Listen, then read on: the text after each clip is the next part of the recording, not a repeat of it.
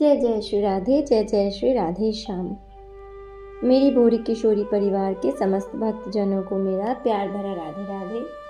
सभी के हृदयस्थ प्रिया प्रियतम के चरणों में कोटि कोटि नमन करते हुए हम आज के सुतोपा जी के चरित्र की सेवा को आगे बढ़ाते हैं। हम जिस पुस्तक से इस सेवा को श्रवण कर रहे हैं उस पुस्तक का शीर्षक है वृंदावन में आज भी घटने वाले चमत्कार, जिसमें हमने अब तक सुना कि सुतोपा जी अपने दिव्य अनुभूतियों के बारे में पत्र लिखकर अपने गुरु तथा बड़े भाई समान ताराशीष गांगुली जी को बताती हैं और उन्हें और अपने जो उनकी जो डाउट्स हैं वो भी बताते हैं उन्हें। तो ताराशीष जी भी उत्तर में पत्र लिखकर उनके सारे शंकाओं का समाधान करते हैं। ऐसा करते करते फिर अगले 4 साल तक उन्हें सुतोपा जी की कोई खबर नहीं मिलती है और अचानक ही उन्हें एक सेमिनार करने के लिए जाना पड़ता है। तो वहाँ वो सेमिनार करने के लिए राज़ी हो जाते हैं। सेमिनार एक्चुअली मथुरा में होता है, तो सेमिनार करने के लिए ताराशीष जी इसलिए राज़ी भी हो जाते हैं क्योंकि वहाँ से वृंदावन थोड़ी ही दूर है और वो सुतोपा जी से वहाँ जाकर मिल सकते हैं। तो चलिए श्रवण करते हैं आगे प्रसंग को। देखते ही देखते सेमिनार का वह दिन भी आ गया। निर्धारित तारीख को मैंने यथोचित समय पर दमदम विमान बंदर पर पहुँच गया। इंडियन एयरलाइंस की मेरी फ़्लाइट शाम के ठीक 4 बजे की थी। यांत्रिक गड़बड़ी की वजह से उड़ान में कुछ विलंब अवश्य हुआ, पर आगे की यात्रा में ज़रा भी कोई परेशानी नहीं हुई। विमान यात्रा के बारे में नई बात और क्या बताऊं। मेघलोक के सफ़ेद बादलों के बीच से जाते हुए वे सारे पल मेरी यादों में समाकर रह गए। शाम के 5:15 बजे दिल्ली विमान बंदर से सामान लेकर बाहर आते ही देखा बहुत से लोग वहां खड़े हैं। बहुतों के हाथों में प्लेकार्ड है।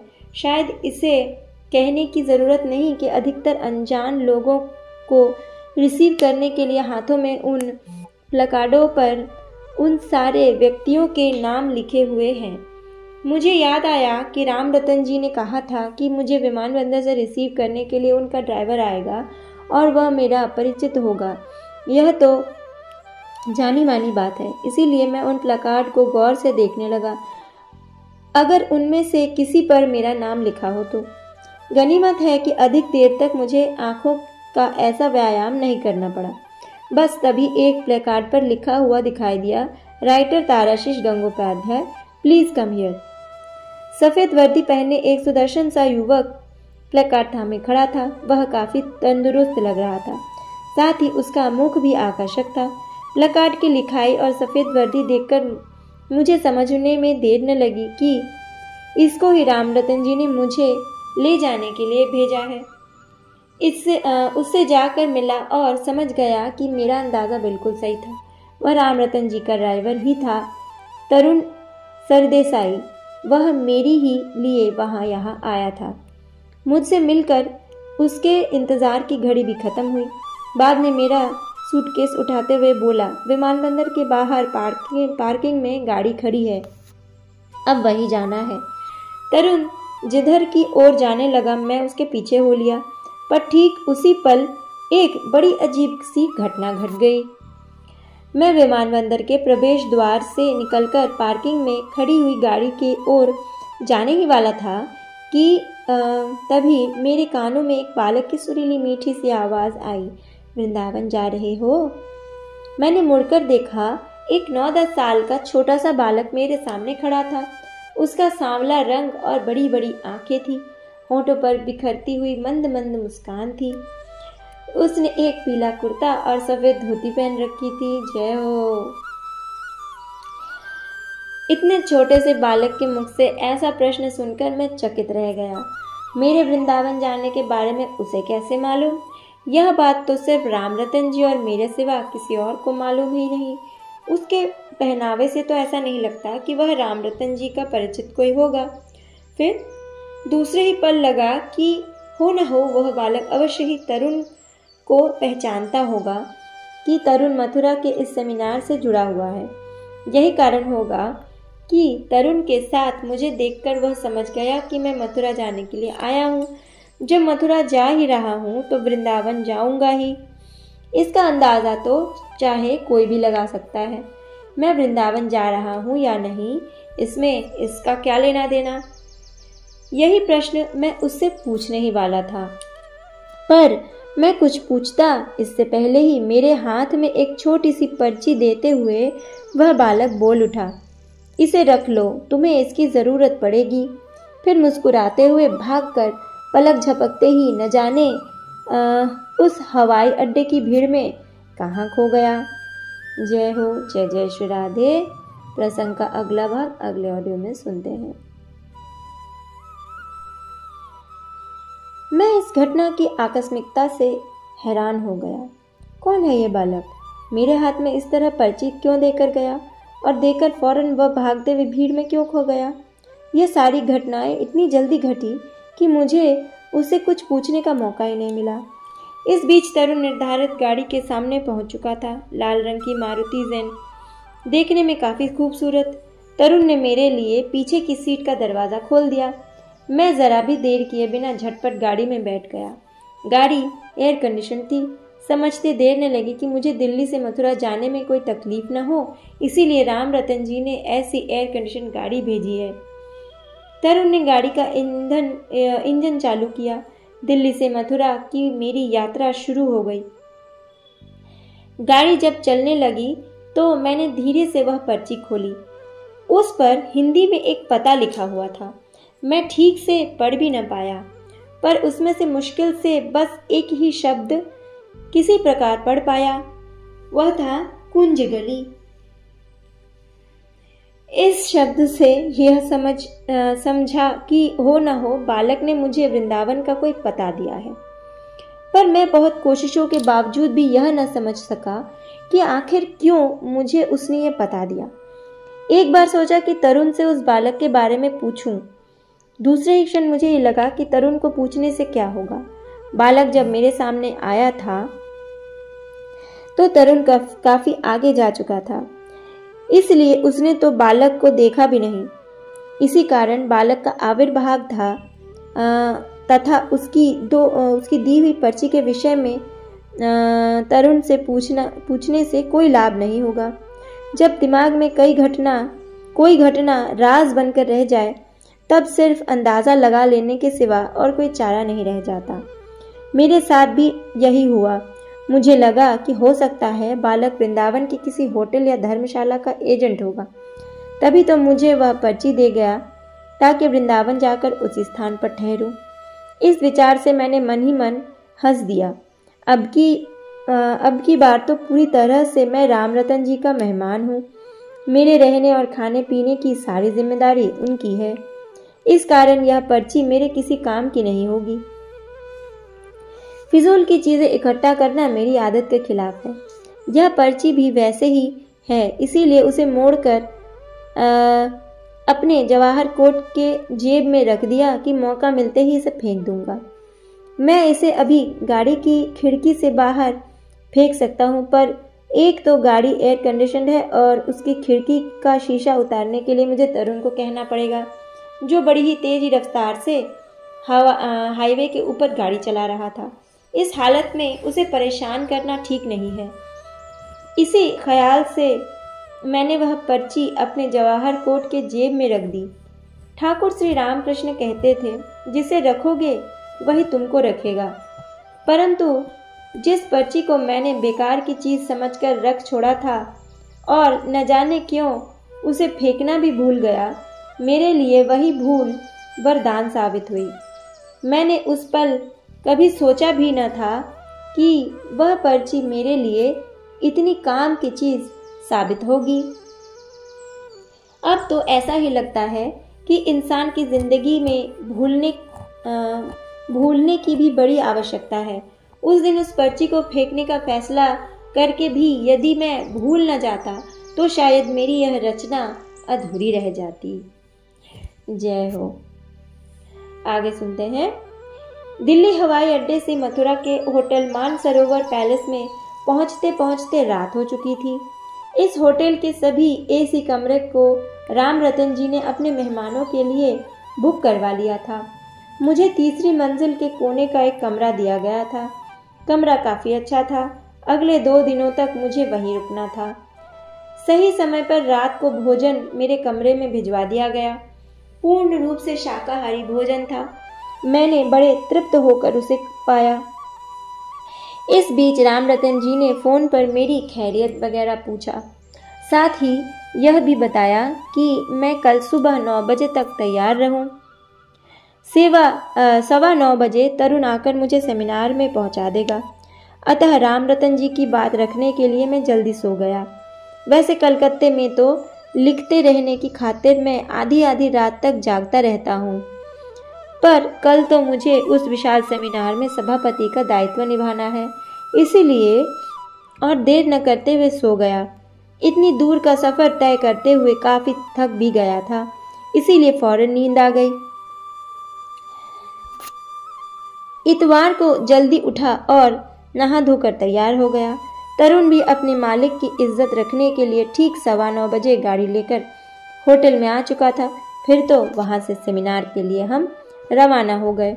राम रतन जी ने एक थिएटर हॉल में ही इस सेमिनार का आयोजन करवाया था। मंच पर सभापति के साथ विशिष्ट ज्योतिषियों के बैठने का स्थान था।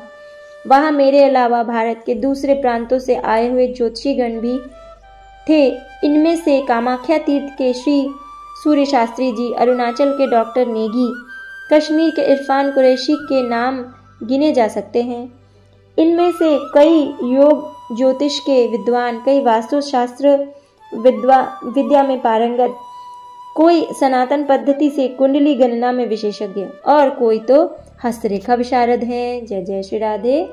प्रसंग का अगला भाग अगले ऑडियो में सुनते हैं। राधे। सवेरे ठीक 10 बजे सेमिनार की शुरुआत हुई। सर्वप्रथम सभापति का भाषण था, वर्तमान युग में ज्योतिष शास्त्र की उपयोगिता। इस विषय में मैंने अपने विचार पेश किए। अपने भाषण में पहले ही मैंने इसका विश्लेषण किया कि किस परिस्थिति के कारण इस सेमिनार का आयोजन किया गया था और वर्तमान युग के अधिकांश युक्तिवादी लोग ज्योतिष विद्या को नीची नज़र से देखते हैं। इसीलिए मैंने आधुनिक युग के ज्योतिषियों की ओर अपना इशारा किया।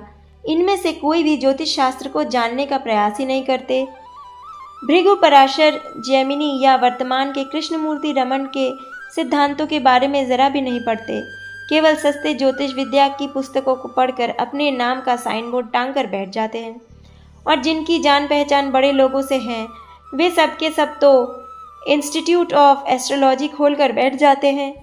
आज के युग में पैसा कमाने के लिए ऐसे कुकुरमुत्ते जैसे ज्योतिष शिक्षा का केंद्र हर कहीं खुल रहा है और जहां शिक्षा के नाम पर केवल मात्र नाटक करते हुए काफ़ी रुपए पैसे देकर बड़ी बड़ी उपाधियां बांटते फिरते हैं।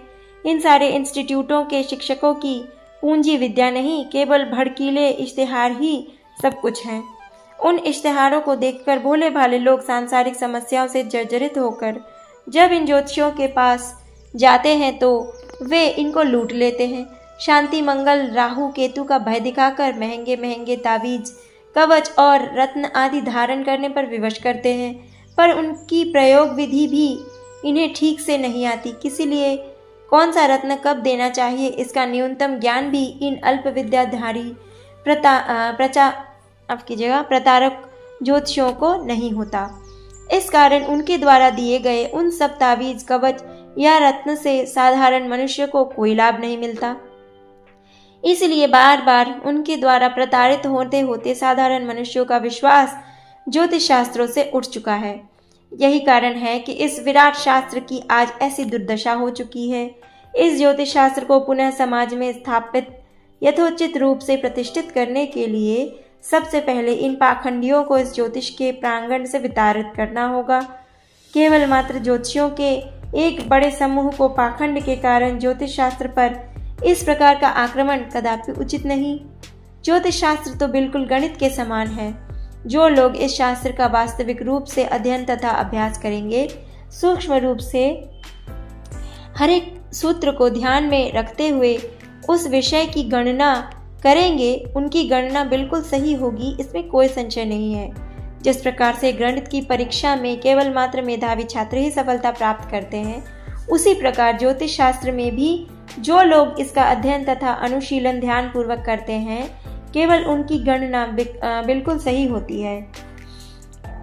वही केवल जीवन के प्रत्येक समस्या का समाधान भी कर सकते हैं, प्रत्येक कठिनाई का मुकाबला सही ढंग से कर सकते हैं और वही इस बारे में भी सही दिशा दिखा सकते हैं। पर आजकल के ज़माने में वैसे ज्योतिषियों का मिलना बड़ा कठिन है। इसकी यही वजह है कि सरस्वती जी के वैसे वर पुत्र किसी विज्ञापन के पीछे कभी नहीं भागते। वे तो एकांत में रहकर ज्योतिष चर्चा की साधना में तल्लीन रहना अधिक पसंद करते हैं। व्यक्तिगत रूप से मैंने स्वयं ज्योतिष शास्त्र का अध्ययन किया है, इसीलिए यह दावे के साथ कह सकता हूँ, इस शास्त्र में एक अछूती गहराई छिपी हुई है। इस समुद्र के तल तक पहुँचने के लिए अपने आप को उसी रूप में ढालने की आवश्यकता है और समुद्र में छिपे हुए रत्न और मणियों को प्राप्त करने का अधिकारी भी केवल वही हो सकता है। इतना कहकर मैं कुछ देर के लिए रुका। तभी दर्शक मंडली में से एक महोदय ने प्रश्न किया, आपने तो ज्योतिष शास्त्र की तुलना गणित से की, पर जिस प्रकार गणित में 2 और 2 का योगफल 4 होता है, ज्योतिष शास्त्र में भी वैसा कुछ होता होगा क्या? क्या आप कोई ऐसा उदाहरण दे सकते हैं? मैंने मुस्कुराकर कहा, अवश्य। ज्योतिष शास्त्र की गणना मूल रूप से जन्मकालीन ग्रह नक्षत्रों के अवस्थान पर ही आधारित है। यदि किसी 2 जातकों के जन्मकालीन ग्रहों का अवस्थान एक जैसा हो तो उनके जीवन की धारा भी एक जैसी होनी चाहिए। यह स्वाभाविक है। चलिए मैं एक उदाहरण देता हूँ। साधक लेखक मेरे पिताश्री श्रद्धेय विपुल कुमार गंगोपाध्याय की जो महापीठ तारापीठ ग्रंथ के रचयिता हैं, उनकी तथा मेरी कुंडली में जन्मकालीन चंद्रमा का अवस्थान एक ही स्थान पर है, मीन राशि तथा पूर्व भाद्रपद नक्षत्र। यह मीन राशि वास्तव में बृहस्पति की राशि है और पूर्व भाद्रपद नक्षत्र भी बृहस्पति का ही नक्षत्र है। हम दोनों की जन्म कुंडली में बृहस्पति एकादश रूप से स्थित है। बृहस्पति प्रज्ञा, ज्ञान तथा आध्यात्म पथ को दर्शाता है और एकादश भाव सफलता तथा इच्छा पूर्ण का ही भाव है। यही कारण है कि आध्यात्म पथ पर अग्रसर होना तथा ज्ञान के पथ पर सफलता की प्राप्ति दोनों को मिली है। पर चंद्र की दशा से मानसिकता का पता लगाया जा सकता है। हम दोनों पिता पुत्र की कुंडली में चंद्र एक ही राशि तथा नक्षत्र पर अवस्थित होने के कारण हम दोनों की मानसिकता बिल्कुल एक सी है। हम दोनों ही परिव्राजक, धर्मप्राण, लेखक, कवि, शौकीन मिजाज, ज्योतिषी, धर्म प्रवक्ता तथा आध्यात्म पथ के पथिक हैं। जय जय श्री राधे। प्रसंग का अगला भाग अगले ऑडियो में सुनते हैं। क्या इससे यह सिद्ध नहीं हो जाता कि ज्योतिष शास्त्र भी गणित की ही भांति है? इस कारण जो लोग गणित में भूल चूक कर देते हैं, उन लोगों की बड़ी संख्या में देखकर गणित शास्त्र को भ्रांत समझ लेना जिस प्रकार बुद्धिहीनता है, ठीक उसी प्रकार पाखंड ज्योतिषियों को भी बड़ी संख्या में देखकर ज्योतिष शास्त्र का बहिष्कार कर देना भी समान रूप से निरर्थक है।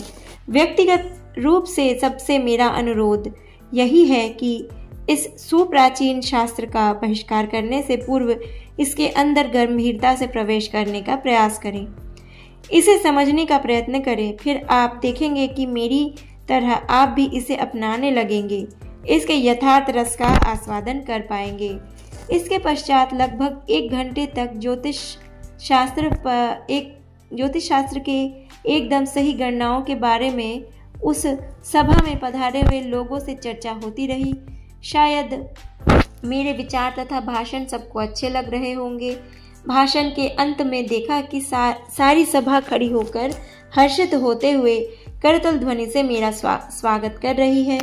इसके बाद एक एक करके अन्य ज्योतिषी भी अपने विचार प्रकट करने लगे। इनमें से कई एक गणना की दूसरी विधियों के बारे में भी बताने लगे। कोई कोई अपने फलादेश की सत्यता का प्रमाण देने लगे। वैसे यहाँ पर देश काल और पात्रता के अनुसार भिन्न भिन्न भाषाओं के होते हुए भी उनके विचार समझने में कोई कठिनाई नहीं हुई, क्योंकि सभी लोग अपने विचारों की व्याख्या अंग्रेजी में ही कर रहे थे। मैंने अंत में कहा, इस प्रांगण में अनुष्ठान की व्यवस्था के बारे में मैं भी कुछ कहना चाहूँगा। किसी भी अनुष्ठान की सफलता उसके प्रबंधकों की व्यवस्था पर निर्भर है। यहाँ भी ऐसा ही हुआ। रामरतन जी ने इस अनुष्ठान को सफल बनाने के लिए कोई कसर नहीं छोड़ी। भाग लेने वाले सभी को समय पर बढ़िया लंच का पैकेट दिया गया। इसी के साथ बार बार चाय भी आती रही। स्वेच्छासेवक गण भी लगातार अथक परिश्रम करते रहे। सभी के सुप्रयास से यह सेमिनार सर्वांगीण रूप से सफल तथा सुंदर हुआ। ठीक सायं 6 बजे प्रत्येक के सहर्ष करतल ध्वनि से इस सेमिनार का अंत हुआ। सेमिनार के समाप्त होने के पश्चात भी बहुत से लोग मुझसे मिलने आ रहे थे। मेरा पता भी नोट करने लगे। उनके साथ जल्दी से बातचीत का सिलसिला खत्म करके वहां से निकल पड़ा। कलकत्ते से ही मैंने रामरतन जी से कह रखा था कि सेमिनार खत्म होते ही फौरन मैं वृंदावन के लिए रवाना हो जाऊंगा। इसीलिए अपने वचन के अनुसार इस यात्रा का सारा प्रबंध उन्होंने पहले से कर दिया था। वे अपना दिया हुआ वचन निभाने में कभी नहीं चूकते। उन्होंने तरुण से पहले ही कह रखा था। ठीक समय पर तरुण गाड़ी लेकर आ गया। मैं सेमिनार के सभी लोगों से तथा रामरतन जी से विदा होकर तरुण की गाड़ी पर सवार हो गया। आज भी वही पहले दिन वाली लाल मारुति जेन ही लेकर आया था। वो आखिरकार उसके गाड़ी से मैं वृंदावन की ओर बढ़ने लगा। मथुरा से केवल 16 किलोमीटर की दूरी पर बसा है वृंदावन धाम। जय हो, बोलो वृंदावन धाम की जय। दूरी भी बहुत कम है और इसके जाने का मार्ग बड़ा रमणीय है। राह के दोनों ओर बिजली जगमगा उठी थी। सायंकाल के आसमान से झांकते हुए टिमटिमाते तारे और मार्ग पर लगे हुए बिजली की रोशनी के बीच से होती हुई हमारी गाड़ी आगे की ओर जाने लगी।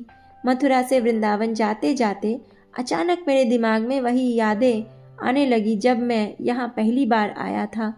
उस बार जी भरकर मथुरा के तीर्थ स्थलों का दर्शन किया था। सबसे पहले मैं गया था श्री कृष्ण की जन्मभूमि मंदिर, जहाँ पर द्वापर में कंस का कारागार था। अभी तक उस मंदिर के गर्भगृह को अंधेरा ही रखा गया है। वहां पर वसुदेव तथा देवकी के साथ गोपाल की मूर्ति भी दर्शन की थी मैंने। कथा आती है कि वहीं पर देवकी की गोद में पुरुषोत्तम श्री कृष्ण अवतरित हुए थे। इसके बाद केशव देव नामक मंदिर में नए विग्रह का दर्शन किया था। सुना है इस मंदिर में विग्रह की स्थापना स्वयं वज्रनाभ ने की थी।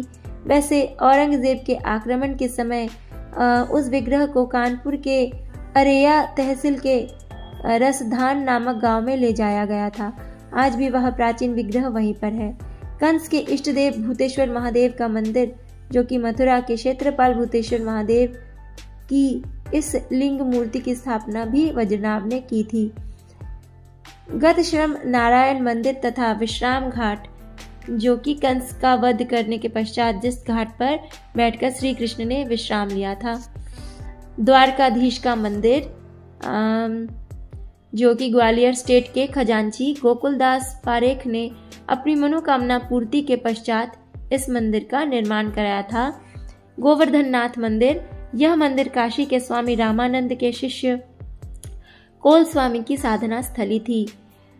दीर्घ विष्णु मंदिर, कंस के वध के पश्चात जहां पर श्री कृष्ण ने विराट रूप धारण किया था। रंग भूमि स्थल, जहां पर श्री कृष्ण तथा बलराम की हत्या करने के लिए मल्ल युद्ध का आयोजन किया गया था। कंस टीला, जिस पर श्री कृष्ण ने कंस का वध किया था। जय जय श्री राधे। प्रसंग का अगला भाग अगले ऑडियो में सुनते हैं। तो हम आगे सुनते हैं कौन कौन से तीर्थ स्थल ताराशीष जी ने पहली बार मथुरा में दर्शन किए थे।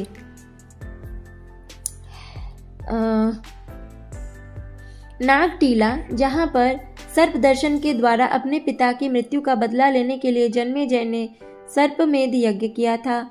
धनुष टीला, जिस स्थान पर श्री कृष्ण ने कंस के विशाल धनुष को तोड़ा था। ध्रुव टीला, जहां भक्त ध्रुव ने नारायण का दर्शन प्राप्त किया था। कुब्जा कृष्ण मंदिर, रंगभूमि में जाते हुए जहां श्री कृष्ण ने कुब्जा के कुबड़ को अदृश्य करते हुए उनको सुंदरी नारी का रूप प्रदान किया था। कंस काली मंदिर, जहां पर कंस के हाथों से छूटकर योग माया शून्य में जाते हुए अपनी भविष्यवाणी सुना गई थी, तुमको मारने वाला गोकुल में जन्म ले चुका है। वसुदेव घाट, जहां से होकर वसुदेव जी नवजात बाल गोपाल को लेकर पैदल यमुना पार करते हुए गोकुल नंद राजा के घर में पधारे थे। मथुरा के इन सारे तीर्थ स्थलों के अतिरिक्त भी मैंने पिछली बार गणेश मंदिर, शत्रुघ्न मंदिर, पद्मनाभ मंदिर, श्याम वराह मंदिर, चामुंडा देवी का मंदिर, महाविद्या मंदिर, सरस्वती मंदिर, गीता मंदिर, हरदेव जी का मंदिर, भद्रेश्वर महादेव जी का मंदिर, पशुपति महादेव जी का मंदिर, नीलकंठेश्वर महादेव जी का मंदिर, पंचमुखी महादेव जी का मंदिर, गतेश्वर महादेव जी का मंदिर तथा पीपलेश्वर महादेव जी का मंदिर। मथुरा मंडल के इन सारे महातीर्थों का दर्शन अब की बार इस जल्दबाजी के सफर में मैं करने का सौभाग्य मुझे नहीं मिल पाया। फिर भी मन ही मन इन सारे तीर्थों को स्मरण करते हुए उनके उद्देश्य से प्रणाम किया। साथ ही हार्दिक रूप से यह प्रार्थना की, इस रात को मैं जिस उद्देश्य से वृंदावन जा रहा हूँ, मेरा वह उद्देश्य सफल हो। पिछले 4 साल से आज तक मुझे मेरी छोटी बहन की कोई खबर नहीं मिली। अब की बार मुझे उसका साक्षात्कार मिले। शास्त्र वचन है, तीर्थ देवता का आशीर्वाद लेकर यदि कोई कार्य किया जाए तो वह कभी असफल नहीं होता। मुझे भी इन वचनों की सत्यता का प्रमाण मिला। मुझे सुतोपा के साक्षात्कार हुए, जय हो। पर जिस प्रकार से उसका साक्षात्कार मुझे हुआ, उसे अनहोनी के सिवा और कुछ नहीं कहा जा सकता। साय 7:15 बजे तक मैं पुरुषोत्तम श्री कृष्ण के लीला क्षेत्र वृंदावन धाम पहुंच गया। इससे पहले भी कई बार मैं यहाँ आ चुका हूँ, इसीलिए यहाँ की सड़कों के बारे में मुझे जानकारी है। इतना ही नहीं, सुतोपा से पत्रालाप करते हुए उसका पता मुझे खूब याद हो गया था। इसीलिए रेतिया बाजार के पास जिस क्वार्टर में सुतोपा रहती थी वहां तक पहुंचने में कोई दिक्कत नहीं हुई। पर दरवाजा खटखटाने के बाद ही हैरान हो गया। दरवाजा खोलते ही सामने एक लंबे कद का सज्जन खड़े हुए थे। मुझे देखते हुए बोले, जी मैंने आपको पहचाना नहीं। जी मुझे सुतोपा घोषाल से मिलना था। मैंने उत्तर दिया, अच्छा वही गोपाल दीवानी बहन जी? जी हाँ, बिल्कुल ठीक समझा आपने, उसी से मिलने आया हूँ। पर वह तो अब यहाँ नहीं रहती। नौकरी छोड़ने के बाद बैंक से मिला यह स्टाफ क्वार्टर भी उनको खाली करना पड़ा। नौकरी छोड़ दी उन्होंने? पर क्यों? यह कैसे कह सकता हूँ, बताइए। उन्होंने इसकी वजह किसी को नहीं बताई।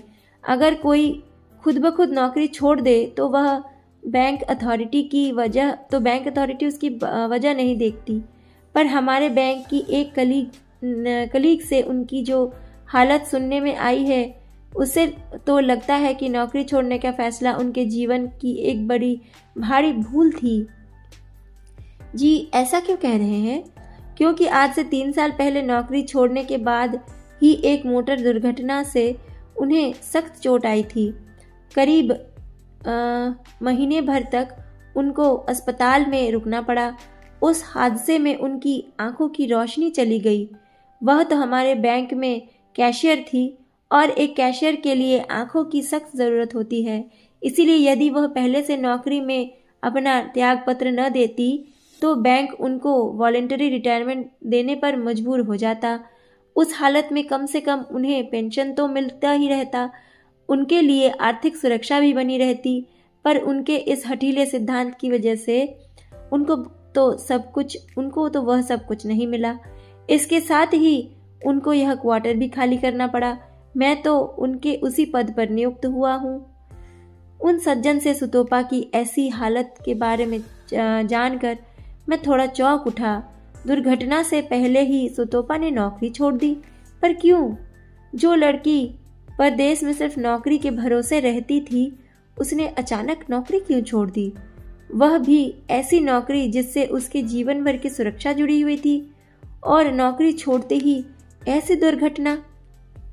कुछ हैरान वाली बात लग रही थी ये, कुछ हैरान होने वाली बात लग रही थी ये। तो क्या उसे पहले से ही इस दुर्घटना के बारे में पता चल गया था? क्या यह जानकर उसने नौकरी से त्यागपत्र दे दिया था?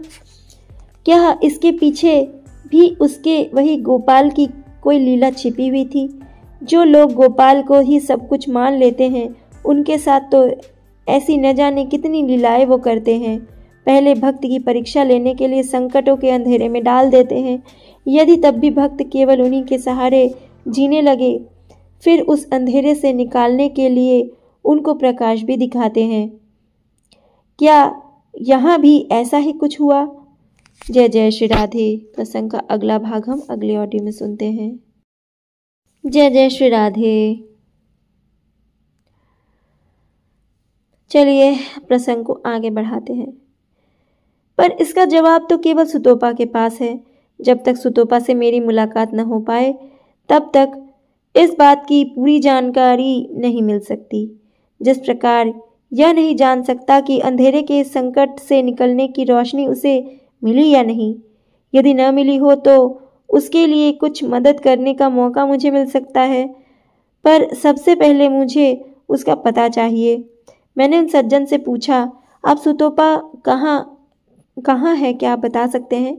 नहीं, उनका पता नहीं बता सकता, पर एक कलीग से सुना था कि गोपाल दीवानी बहन जी फिलहाल यहीं रहने वाली किसी महिला के घर में रहकर मदन गोपाल जी की सेवा के कार्य करती हैं।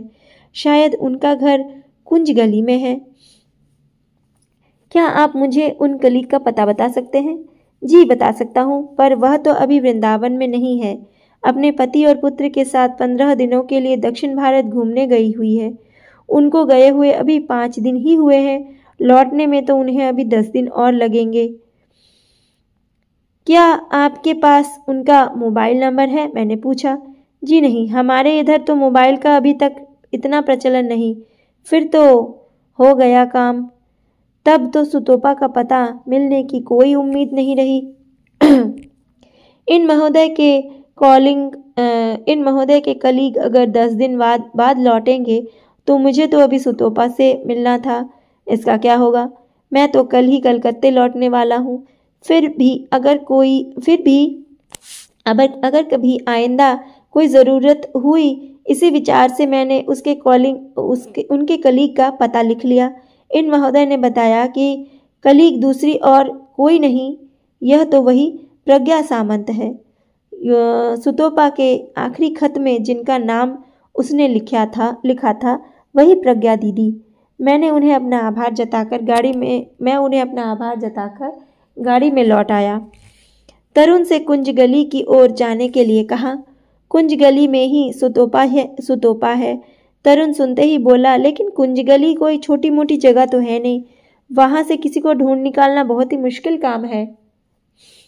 इसके अलावा कुंज गली में गाड़ी तो जा नहीं पाएगी, पैदल या रिक्शे से जाना होगा। खैर, पैदल या रिक्शे से जाने में मुझे कोई परेशानी नहीं होगी। बस एक ही परेशानी है कि कैसे सुतोपा का पता चले। कुंज गली काफ़ी बड़ी जगह है, यहाँ से उसका पता कैसे लगाया जाए? सुतोपा के घर के इतने करीब आकर उससे मिले बिना ही लौट जाऊं, ऐसा तो नामुमकिन है। उसने मुझे बड़ा भाई का सम्मान दिया। मैं भी उसे हृदय से अपनी छोटी बहन मानता हूँ। इस हालत में, ऐसी मुश्किल की घड़ियों में उसका साथ देना मेरे लिए सबसे बड़ा काम है। अपना फ़र्ज़ अदा करने के लिए मैं कुछ भी करने को तैयार था। मैंने तरुण से वहीं गाड़ी रोकने के लिए कहा और मैं रिक्शा स्टैंड की ओर आगे बढ़ गया। सोचा वहीं से किसी रिक्शे को किराए पर लेकर कुंज गली की गली तथा दुकान पर जाकर उसका पता पूछना है। अगर ऐसे किसी तरह से उसका पता हाथ लग जाए, फिर तो कहना ही क्या। रिक्शा स्टैंड पर जाकर देखा तो वहाँ कई रिक्शे खड़े थे। उनमें से मैंने एक को किराए पर ले लिया। उसका किराया चुकाने के लिए तो छुट्टे रुपए की ज़रूरत होगी। यही सोचकर मैंने अपने जवाहर कोट की जेब में हाथ डाला। असल में छुट्टे रुपए पैसे अक्सर मैं जेब में ही रखता हूँ, पर ताज्जुब की बात है कि मेरे हाथ में वही कल वाली पर्ची आ गई, वही जिसे हवाई अड्डे पर उस बालक ने दिया था। कल ही देखा था कि उसमें एक पता लिखा था, पर उस पते में कुंज गली शब्द के सिवाय मैं और कोई शब्द पढ़ न पाया। ठीक तभी मेरे दिमाग में एक बात बिजली की तरह कौंध गई। उस बालक ने जिस प्रकार कल मुझे वह पर्ची पकड़ाई थी, इससे यह बात तो बिल्कुल स्पष्ट थी कि अवश्य ही ये किसी धर्मशाला या होटल का पता होगा। इस प्रकार के होटलों तथा धर्मशालाओं के मालिक अधिकतर वहां पर बसने वाले लोगों के बारे में जानकारी रखते हैं। इसके अलावा जब इस पते पर लिखा ही है कुंज गली, और यूं भी तो सुतोपा यहीं रहती है, तो वहीं जाने पर सुतोपा की खबर मिलने की संभावना भी है। वैसे कोई निश्चयता नहीं, फिर भी मैं बंगाल के उन कवि की बात का विश्वास करता हूँ, जेखाने देखी बे छाई उड़ाइया देखो ताई पाइले पाइते पारो अमूल्य रतन। इसका मतलब है जहाँ कहीं भी राख दिखाई दे उसे उड़ाकर देखना चाहिए, हो सकता है कभी कोई अनमोल रतन हाथ लग जाए। अतः रिक्शा स्टैंड पर जाकर पहले रिक्शे वाले के हाथ में वह पर्ची देकर उसे पता पर जाने के लिए कहा। पता देखकर रिक्शे वाले ने कहा, यह तो नज़दीक है, पर जाने के लिए 10 रुपये लगेंगे। मैंने कहा, रुपए की चिंता मत करो, पहले मुझे वहां ले चलो। हो सकता है कि कुछ और जगहों पर भी जाना पड़े, फिर लौटकर यहीं आना है, इसीलिए तुम्हारे जो भी रेट है वह तुम्हें मिल जाएगा। मेरी बात सुनकर मुझे अपनी सीट पर बिठाकर वह रिक्शा वाला मुझे कुंज गली की ओर लेकर जाने लगा। इस गली के दोनों ओर बिजली के लैंप जल रहे थे। जैसे रोशनी में रिक्शा आगे जाने लगा, उसी रोशनी में रिक्शा आगे जाने लगा। कुंज गली काफी तंग गली है और इस गली के दोनों तरफ दुकानें हैं। इस गली से आने जाने वाले लोगों की तादाद भी कुछ कम नहीं। रिक्शा वाला काफी संभाल कर रिक्शा चलाने लगा। मैं गली की तरफ देखूं, मुझे इतनी फुर्सत कहाँ। जय जय श्री राधे। आज हम सेवा को यहीं विश्राम देते हैं। प्रसंग को पढ़ते हुए मुझे मुझसे जो भी गलतियां हुई उन सब के लिए माफ़ी मांगती हूँ। आगे कल क्या होता है ये हम देखेंगे। ताराशीष जी सुतोपा जी को ढूंढ पाते हैं या नहीं, ये तो नहीं कहूँगी क्योंकि उन्होंने ये पहले ही कह दिया है, पर कैसे ढूंढते हैं ये हम कल देखेंगे। जय जय श्री राधे सभी को।